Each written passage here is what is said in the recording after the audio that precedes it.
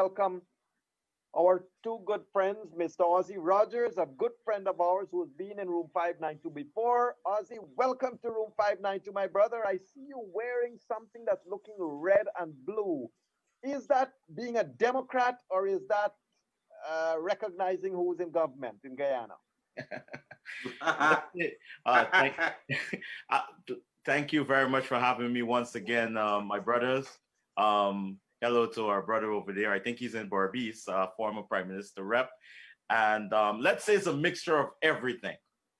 Okay, All right. great. And I know it's getting to that nice time in the US when you're looking at all the debates and trying to follow all the polls that will prove to be untrue come November. But we'll get to that in another discussion. Let me also welcome Mr. Gobin Harbhajan, former Prime Minister's representative in the Berbice region, and former, I will use the word former, hardworking member of the AFC.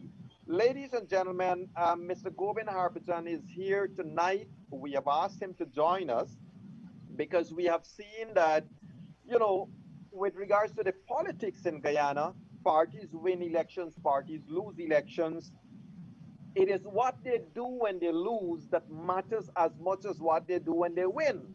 That makes politics either a laughing stock or something that you can build on in Guyana.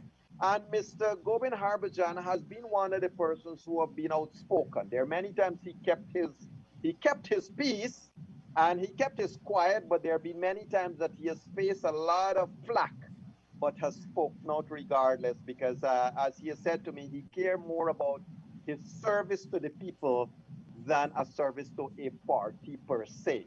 Mr. Harbhajan, welcome to room 592, sir. Thank you, Yog and Gildari, for having me and Yes, sir. for those kind words of introduction. And yes, there's a lot of things between me for the past few years, but I hold my cool and focus on one of the objectives that I have at the time is that was for the people. And I always ask God and pray that some of our politicians share the same views as me as I did, because at many times I tried to set the head in the right direction. But as we go along in the program, we'll talk more on that. Great. So, Mr. Rogers, we have not had you to discuss the swearing in of the new parliament, and now today, after a long haul, finally there is a parliament, that is National Assembly, that is sworn in. We have a speaker, we have a deputy speaker. Deputy Speaker Mr. Schuman, of course, this being the month of Indigenous Peoples, it is instrumental that a person of his caliber representing the Amerindian and Indigenous peoples of Guyana is made deputy speaker. Your thoughts, Ozzy, on the recent political happenings in Guyana. I know that you would not have necessarily been pro PPP as you were anti those who were against democracy, Democracy. right? And not, yeah, naturally, when you fight against those who hold democracy at ransom, you're branded one way or the other. But Ozzy, what's your take on what's the recent happenings in Guyana? Um, I am very, very excited about what is happening. I have seen His Excellency hit the ground running. His Excellency has already indicated that he his cabinet is built, made up of no lazy bones, and he's leading by example. He's already hit the ground running and delivering the goods and services that is necessary at this time for the Guyanese people. Also, as it relates to over the last 5 months, and I would venture to say over the last 5 years, social cohesion has taken a beating in our country. Uh, Racism has raised this ugly head in the last 5 months, advocated by a political party that was bent on destroying our country and taking away our democracy. And from the swearing in of His Excellency, he has already indicated that he is going to go all out to uh, to ensure that our country return to enjoy the type of unity we once enjoyed. Hence the reason that you have seen that he first brought out, got a cabinet in place that is a reflection of the entire Guyana. You have a mixture of every single social group in his cabinet. So I think His Excellency has set out on this to ensure that he shows the Guyanese people that he is serious about our nation's cohesion, and he's serious about bridging the gap and repairing the damage that was done over the past 5 months Right. in terms of the damage that was done to our fabric, our unity fabric. Hence Correct. the reason to, sir, that he has his party has ensured that on this Indigenous Month, we brought forward a deputy speaker, the very first deputy speaker of Amerindian heritage, of Amerindian background, sorry. So His Excellency Right. is going, I think, above and beyond to demonstrate to our nation, his people, and the rest of the world that he's serious about our country being united and working together. Mm-hmm. Thank you. Thank you. And Ozzy, I'm sure that a lot of Guyanese, both in Guyana and abroad, would be proud of the stance you have taken yourself, my brother. And, I want to read from Mr. Odit Narayan a statement, when he refers to what is happening here. But I want to go on to Mr. Gobin Harbhajan. Mr. Harbhajan, um, I want to reflect a little bit on what your most recent expressed opinions would have been, sir. You have expressed some opinions. For example, you expressed an opinion a couple of days ago, well, yesterday, as a matter of fact, I think, on the swearing in of Lennox Schumann as the deputy speaker, the election, sorry, of Lennox Schumann as deputy speaker. And, sir, your opinion differed from that of the AFC. You also, over the past couple of weeks, you have said that you disagreed with some of the things that the AFC would have maybe descended towards from their high ground to what they are now. Mr. Gobin Harbhajan, what is your current assessment of the party that you supported, sir? And before you answer, let me read to you one of our viewers' Yeah. comments. Before you answer, let me read to you one of the comments of one of our viewers. He said, Harbhajan is a man for the people. He's a humble human being. Over to you, sir. Well, thanks to that, the viewers. One of my objectives in politics, 2005, when I first got into it, it was for the people and to improve the livelihood and the community of Berbice. And I saw at the time that the only party was advocating for that, and it's attract me was the AFC. And I give it my all. And we fought to remove the PPP, but that we run two election, I think 2011 and the one in 2006 there. But unfortunately, at those we weren't expected to win a government, but we were focusing on a strong third force that we could hold the balance. Unfortunately, 2015 February we collate and we were successful. And I speak at many platforms during the time of 2015 and 2011. So one of the things that we advocate is that for improve and corruption. And I stick with that motto up until today.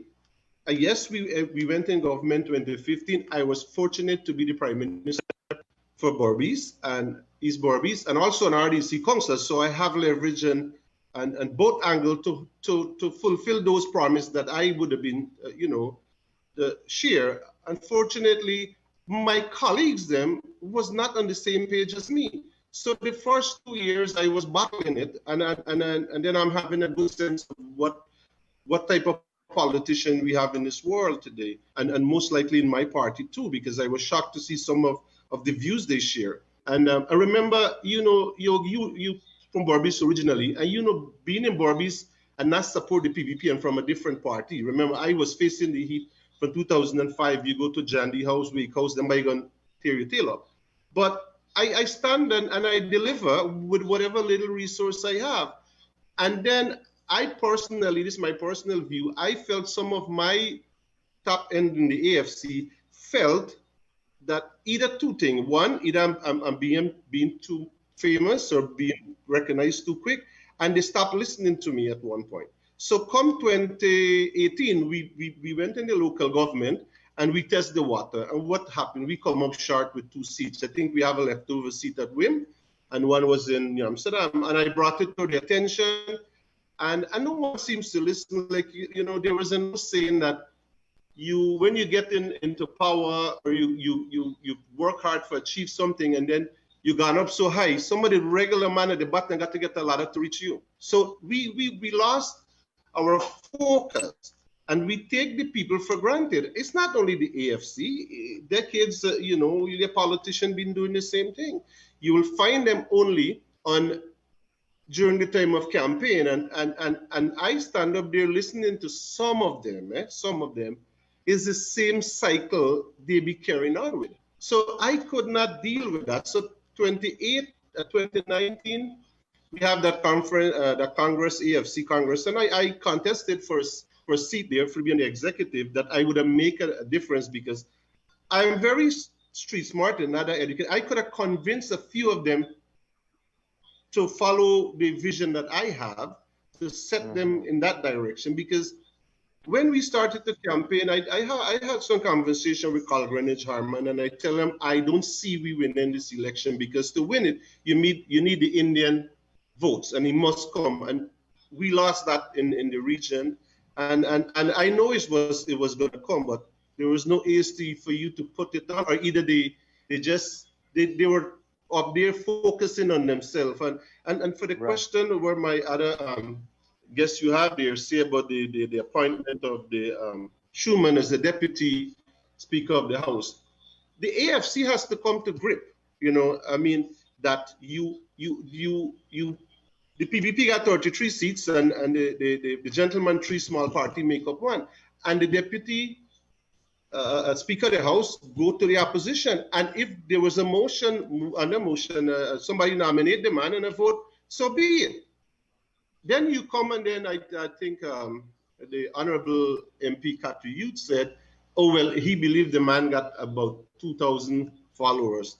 That was a low blow, because in order for that man to take the 2,000, what he have as of yesterday, and he be an honest man and share vision of the people, that 2,000 vote going to turn 200,000. That's once you stick with honesty and principle. And I fought corruption, with the little resources I have in the region. I fought it on both sides. I mean, it was the PPP running the RDC, and then you have we in government. And I challenge these things, and they try to drive wedge within me, but I refuse to back down in a way that I'm bringing to them that we have to fix these things in order to fulfill the people. Because these days with technology, and these days everybody have a little device in their hand, and you can talk to them in your pocket. So we were not doing that. We believe in the street, kind of come and reach a few boys and go back. And that was not working in campaigning. And we were only lies and lies. So let me ask you this. 5 months from March 2nd to August 2nd, Gobin Harbhajan, look, ladies and gentlemen, let me say this first. Mr. Harbhajan and I had personal conversations during those 5 months. I will not disclose publicly what we said. What I will say is that Mr. Harbhajan has always bemoaned what was taking place. He didn't necessarily agree, but there were times that he said he had to stay on the side of being quiet.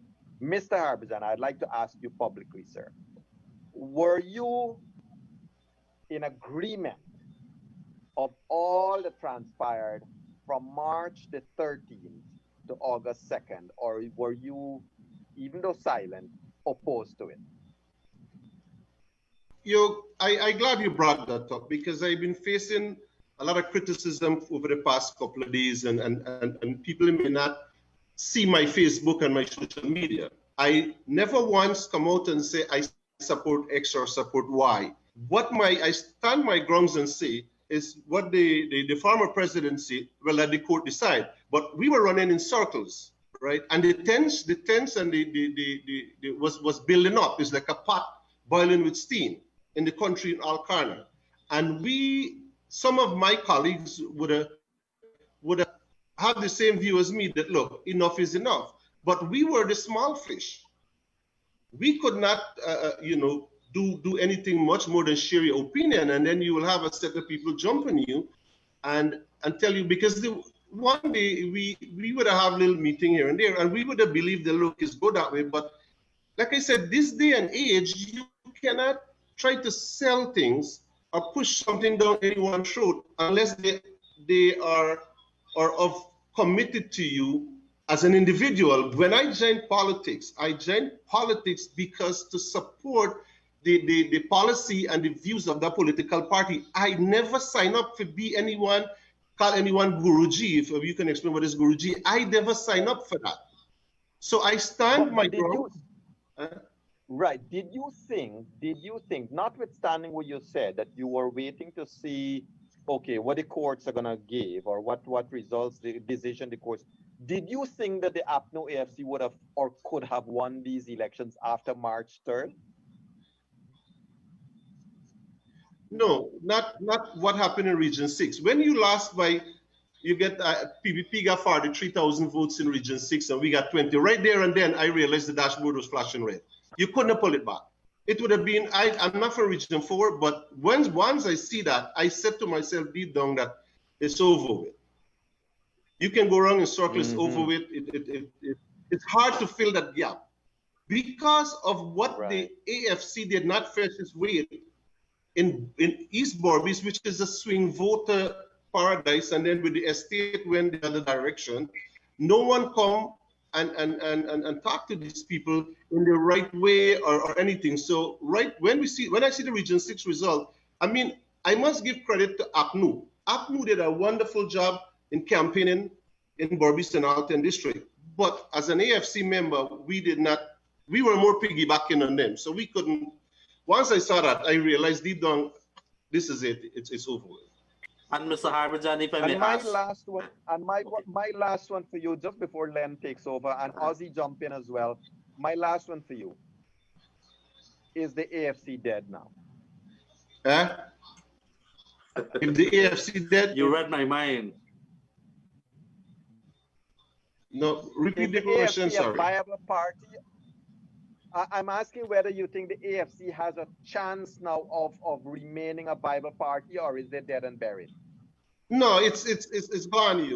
You know, there is an old saying, old people, what I'm seeing right now is like empty drum make the most noise. You can only bark with your mouth and whichever ears took it in, because I don't know if you cannot attract a region which was once over 10,000 votes. And in local government, you barely do some push patch and pick up 2 seats, one from Wim, one from New Amsterdam. You don't need an academic to tell you were in trouble. So I don't believe they have I don't think I don't believe it's like a racetrack and you have a 200 to 1 comment. It's not gonna happen. Good. Not this day and age. People you can only mislead them once or twice. They're not gonna buy you again.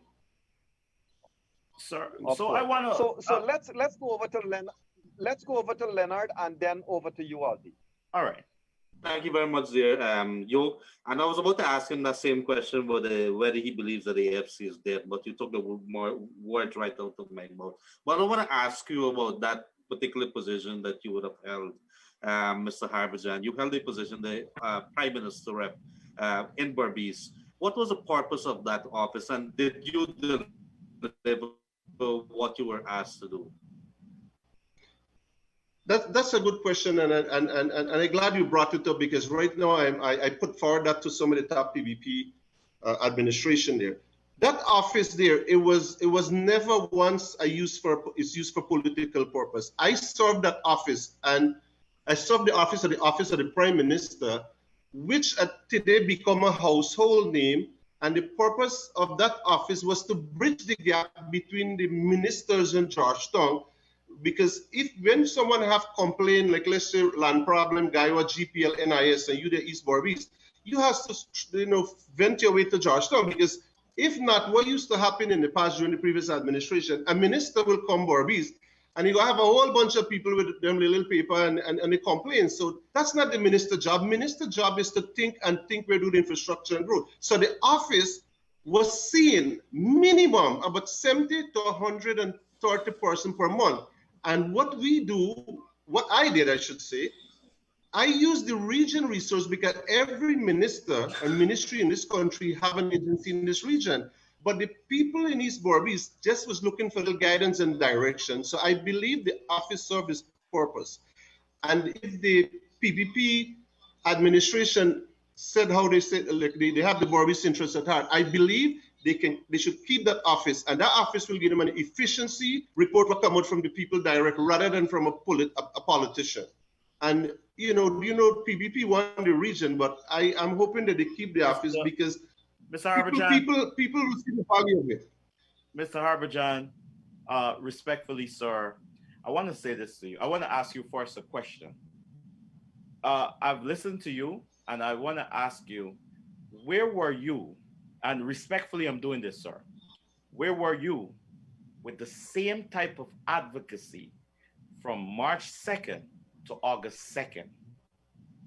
Also, I want to indicate to you, sir, that the difference, why the office that you held in Berbice was an office that was created for political reasons. I'm not bashing you here, sir. I'm doing this respectfully. It was an office that was created for political reasons because ministers are expected to go out in those communities. You cannot have a government that is centralized in Georgetown and have a person representing them in Berbice. The ministers are expected to travel like we did, the PPP did. I was the admin officer, admin assistant, sorry, for the former Minister of Health, Barry Ramsaran. When we go to Berbice, we did not only go to Berbice to look after the just health issues. If someone came and they had another issue, yes, I was one of those persons with a paper who would jot down whatever the issue was and then pass it to the subject minister for action. So your office, sir, Right. why are you saying, Sir, let me just say this last point. You are saying that you saw 70 to 100 persons, right? Per yes, week sir. or whatever. How many of those people received tangible help from the government back then? So it wasn't the office of action. office was not to get. No, man. First of all, if you do, I think I read there some political analysis or activists. One of the things first, you should Google that office before you speak. That the office was not there to get government assistance. No. Let me finish. You said your piece because you have your mindset. Go back. That office bridged the gap. Bridge the gap, because why should Barbishan wait for you to come down once every month to tell you what's happening? That was not the purpose of that office. The office was there because we send a report to the public, the subject minister. It wasn't created for jobs. Action. Show me where people benefited from that office. Show me where people benefited. Why don't you, after the report, we have a report, every month we send a report. A report we sent, and I have document and true electronic hard copies with people, and it's up to today that the media was taking a look at it. So before he sit down and make that assessment, we logged everything down, and it's that office is not just office just come here. I'm one of those persons. You need to understand, sir. I did not needed a job. No. Therefore, you don't know me. I was never for a job. I just. This is not anything. So, Mr. Harbhajan, hold on. So let's move from that. One of the things that I do know, Gobin, that like for example, Suresh Bobby, one of the viewers have said here that one of Gobin's main drive was fighting corruption on both sides, and because of that, he had pinched a few nerves as he had to cut everybody's runnings. But I think where Ozzy is coming from, Mr. Harbhajan, is that the PM and the ministers ought to go out there on their own anyhow. But where I want to come to you, Mr. Harbhajan, is in terms of the work you did, the advocacy you did for the Berbice community, are you then advocating that because of the that kind of work, that the importance of an office there should be continued to look at by the new government.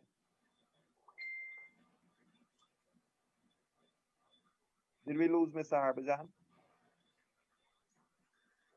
I think we did.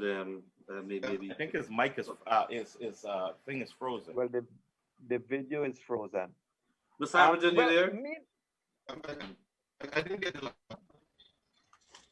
Yeah, you're breaking up a little bit. But I think one of the things we want to do, Mr. Harbhajan, is look at the construct. One of the things you are advocating. I'm not hearing it. So I'm hearing the gentleman clear. Harry, for some reason.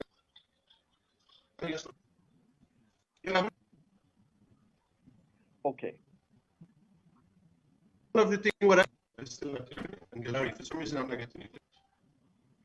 Okay. Okay. Let's reset that. Now, one of the things what I hold on. You are advocating that the office you serve was important, and never mind that it is not you. You're advocating that the office should be continued, right? Yeah. That is because of the advocacy work you're doing. One of the things that Gobin, you might have realized is that you were a political appointee, and so yes. I think you I was a political appointee, and I fully agree that a new administration come into office, and we got to go. But I am not advocating to keep me. I think the gentleman said I'm advocating to keep. I think that is clear. Mm-hmm. That is clear. That is clear. I want to get from Gobin's perspective and from Ozzy's perspective. I'm going to ask you both the same question. When you look at the revelations of the new government, of the excesses of the Imran Khans and all the political appointees, were you shocked, Gobin, to see some of the salaries and the double dipping and the triple dipping and people drawing money here and there and the fancy money they were drawing? Were you shocked to see, sir, and did you know that they were having all of that kind of drawdown from the treasury? Well, look, like I mentioned earlier, one of the things is that I thought my colleagues and the people who are working with the previous administration have the same views as me, that we are working for the people in the best interest. I read some of those salary and I look at some of those names. I was taken back with what they was making compared to people who in this region, what I know of, was doing a lot more than that, but I don't think they were getting that much. But with all these pranks and allowance, I believe that if I had known that prior to when that come out, I would have taken that not through the Prime Minister office, because some of the things I'll raise at the RDC, because I have some leverage there. So I would, if that gentleman know who I am, I go against a couple of ministers. He can Google that too and see that their office did not only there because of the I was covering. Kemraj, I went after him a few times, Patterson and a few persons with what was going wrong. And I went, and when I couldn't get here, and he was in the press. So I was totally caught off guard when I see the type of salary some of these guys was making. And I wasn't upset that I didn't make the money, because I wasn't into the money. Was the last thing I ever think at. But compared to some people in this region, which I know from even the PVP side of the region, they were out in the field too. I think we have the chairman and the vice chairman. They for the PVP, they was making peanuts, and they were doing a lot of work like we were out there. So, right. And then you have so much appointees in different areas in this region and across Guyana. It's lately those things bubble out. Mm-hmm. I thought these people were all maybe linked with the part of the political entities, and I didn't know they were working for government, to be honest with you. Right, understand. And besides that, I want to add a point here. I want to add one thing here for the gentleman, that the office was not seeing people alone. I make proposal to put Borbis on the map with the 5859 All-Weather Road. And today, this administration asked for it. Great. Because I didn't do those things, and I did more. Understood. I sit in the few board of directors, it's not because of that, but most of the thing where I'm at, I make sure it bear fruits, because I was working with one objective, not because I want a job. I think the gentleman need to retract that because it was making a job for me. Sir, No. Understood. Understood. Let's stop the back and forth. Ozzy, what's your Yes. opinion of, especially when you look at the excesses, when you look at the salaries, the hidden stuff that has emerged and come to light? You would have seen Colin Crowell on this show last week. You would have seen Minister Nigel Darmlal on the show last week. You would have seen AG on our show before. You would have heard Minister Gail Teixeira and so forth. What was going through Ozzy Rogers' mind when he was seeing these things, sir? In terms of those excesses.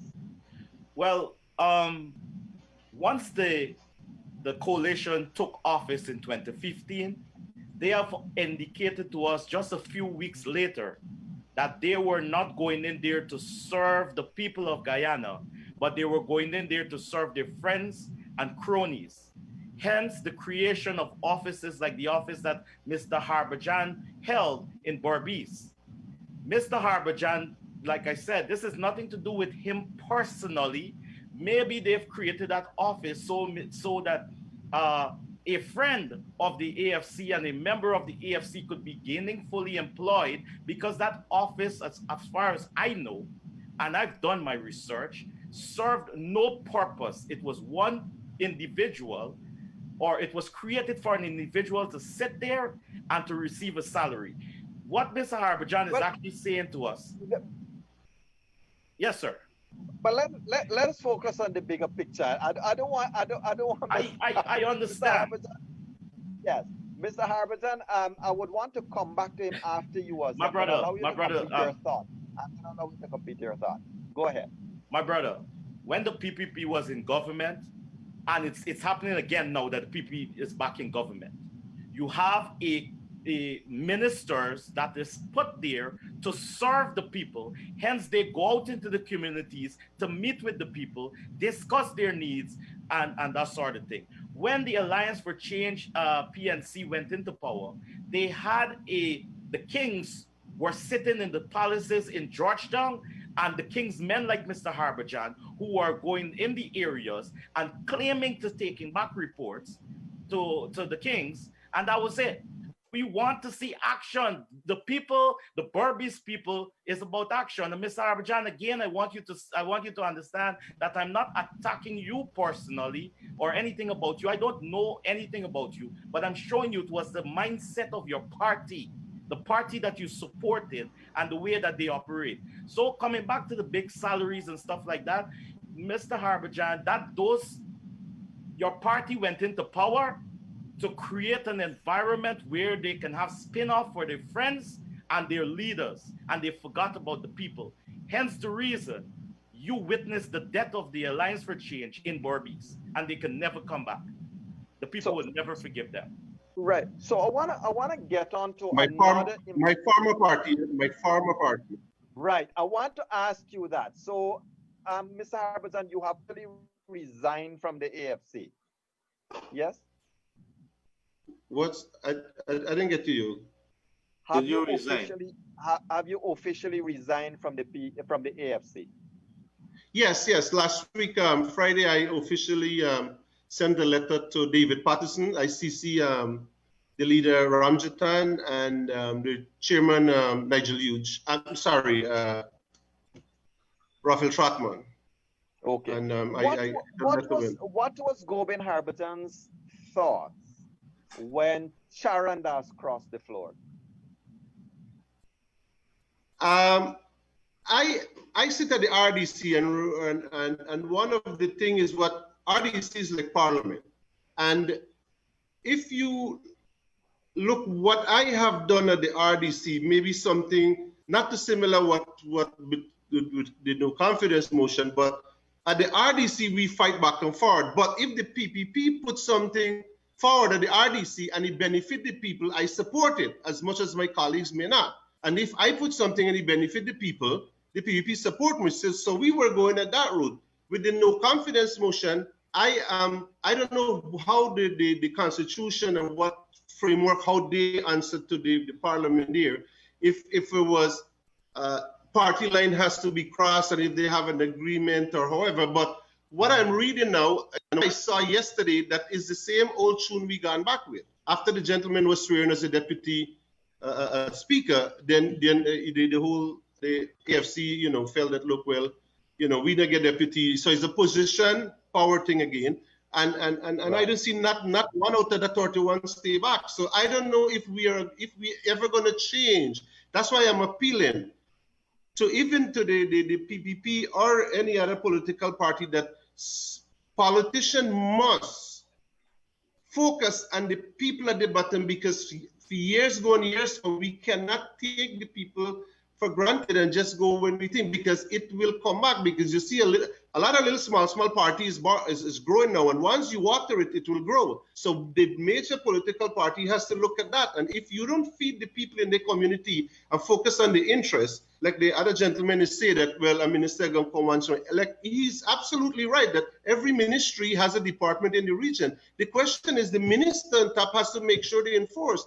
And because of that, sir, that 2015, the PPP ended up on the sideline because of that. The people felt they were being neglected. So they couldn't be, in your time, they were doing it right. They lost the election 2015. I hope this time, I heard you make an assessment that the president is all over. It's too early to make that he will go ahead and do good. And I'm glad if he do good. I never advocate. Let me say this to you. But I hope he has done more as president than David Grange has done in 5 years, and Irfan Ali is only president for less than a month. More than what David Grange has done in 5 years. He's visited more communities in 5 years. It's your view. We're not campaigning, It's your view. I'm not saying he's not doing good, but I hope he continue. So let me ask you, Ozzy. You have seen the PPP's ministers, the cabinet. You have seen the PPP's appointments. Is Ozzy Rogers in full agreement? You don't have to point out which one you disagree with if you do. Is Ozzy Rogers in full agreement with all of the appointments that the PPPC has made so far? Yes. I believe I know His Excellency very well, Irfan Ali. I know that he would have done his groundwork, and I am confident that every single person that he put in place, he has confidence that that person can perform in that position. So I'm very confident. I am very happy with his selection.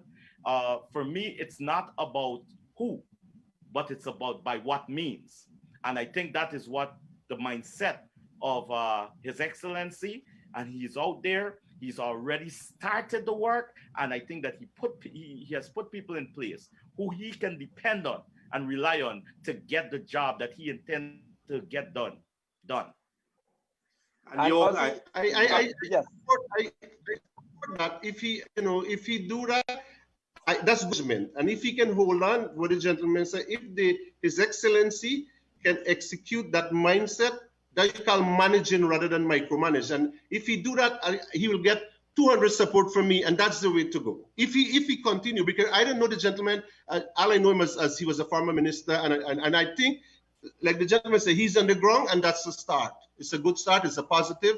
And the region, some appointment making this region by the PPP administration, I support all the appointments with the REU, the vice chair, which I think I have a clue it will be,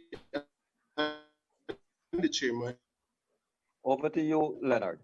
Yes, and it's interesting. I'm listening to the back and forth. Director of Health. Those are good in the region. Yeah. So I think those was good decision. Yes, the boys on fire tonight here, man, and I like it. But I must tell you that there's some disclosures that I got to make here tonight, because you and I know, over the last couple of months, we've been trying to get Gobin Harbhajan. This has taken a lash at a couple of the ministers and a couple of the I don't know what word to describe some of the people who would have been on a particular senior minister within the AFC. When we called that minister, and when Gobin Harbhajan was supposed to come on the show, on my show, and then later on I think the particular room 592, the minister torn in the initial phases, torn and says, well, you should have made an alternative arrangement. And this is after I've been trying all day to think. It says, you as a good journalist should have made an alternative arrangement to make Gobin. The point is, I'm trying to say, is that they were pushed back with when Gobin was trying to do some work. I've worked with Gobin, and this is not me talking as a politician, this is me speaking as a journalist. Work with Gobin, and Gobin would have done a lot of breaking things that the police were not able to do up there. That people would have gone to him. I think there's a need for that office up there based on what we would have been seeing. Um, but there were deliberate attempts to stifle Gobin Harbhajan up there because when it was time for him to appear, they blocked him. They blocked him, literally blocked him. This is things that I experienced, and I think you I, experienced it I too. I can share this, Leonard. Sorry to interrupt. I can share this with viewers and listeners as well. I wrote personally to Moses Nagamotu because for Mr. Harbhajan to have had to appear, we had to get the senior people's permission. And I'm not against that. That's how politics, the political parties are run. But in many cases, you don't even get an acknowledgement, and if you do, it's a flat out no without any reason. So, Leonard, over back to you. I do endorse what you say. That has been so. Gobin has been willing to come, but the release has not been given by the politicians. Yes, thank you, gentlemen. And a question to both of you, gentlemen. Would you be willing? I know also you that you're over there in the United States, and Gobin, you're Barbies there. If you to be offered the positions, and this is a question to both of you, gentlemen, would you be willing to serve maybe in the same capacity and OC capacity? Maybe would you be willing to serve something over there? Are you willing to serve? I'll let Mr. Harbhajan go first. Larry and I always be open. And once the position benefit the people and I have an opportunity to serve, I will do it with high standard. I don't matter which administration. If it's this present administration would know some of the work I does and they know the individual, I am open to anything. So if they give me an opportunity to serve the people of this country, I will willing to do it. Mm-hmm. OC? Ozzy? Yeah. So of course I am willing to serve at any capacity that His Excellency may see fit for me to serve our people. And I am a person who always look up to to Chetty Jaga and his work and the way he has always went down to meet with the people. And I've tried to inculcate some of his attitudes and habits into my own life. I'm not saying that I come close to that honorable gentleman, but yeah, I'm willing to serve in any capacity that's given or offered to me so that I can help to make the Guyanese life better. Right. Gentlemen, I want to ask a question, Leonard, and I would like you to lead in this discussion, Leonard, as a journalist, because your experience in journalism is far-reaching. Gentlemen, we are seeing some dangerous trends currently taking place in this country. Put politics aside. People are engaged in protests. And the protests, weirdly, are now in support of Mingo. APNU AFC at one time said whatever the court decide we're gonna accept. Now they're supporting Mingo, which means they were supporting Mingo's actions in the past. That's one. But the more worrying one is that in this COVID-19 time, these people are out there, they are doing their protests and whatever it is. Leonard and then Ozzy and then Gobin, where do we go from here? Because if the police were to act, it becomes political. It becomes dangerous. If the police doesn't act, the rest of the population is now held at ransom and is thrown into great danger. How and where do we go from here then, gentlemen? It's a very good question, Yoga. And let me say this to you. Many days I'm being asked questions during the daytime show. Well, they're coming into the stores at 5 o'clock directly and make sure that we close the stores. But then you see people going into the rum shop. And so you see that how you say the uneven playing field being created for the people of Guyana. And then you see those people that would have blocked the road. I can't blame the people. Them. They were being told that that Mingo that the Mingo has been locked up. All kind of stories are being told. So they're there because they believe that Mingo is innocent.